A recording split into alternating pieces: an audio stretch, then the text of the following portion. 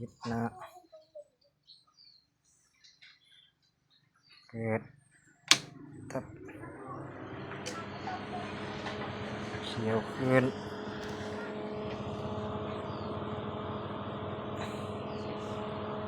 สอบเพลง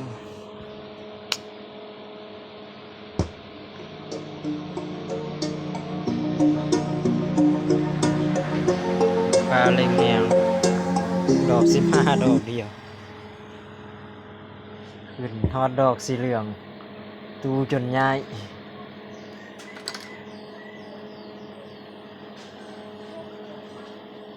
โอ้ยสัญญาณไวไฟบ่แห้ง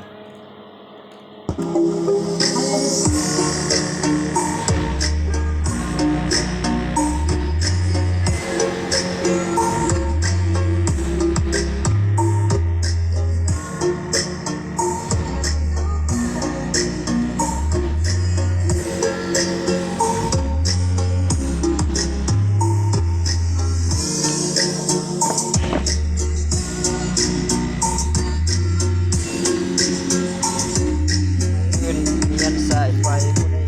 มาเนี่ยเป็นอันสำเร็จ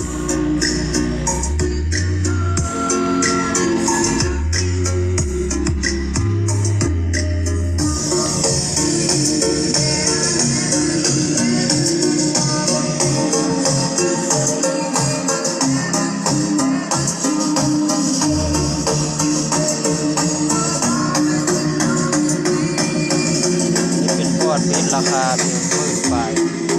เฮ็ดทดสอบแต่เฮ็ดได้ประหยัดต้นทุนลงอีกเฮ็ดจะให้มันประหยัดต้นทุนลงแต่ว่าได้แอมบิทปกติแอมบิทเนี่ยมันราคา20 ปลายพันขึ้นนี่เฮายับย่อเข้าเสียงลูกใหญ่ขนาด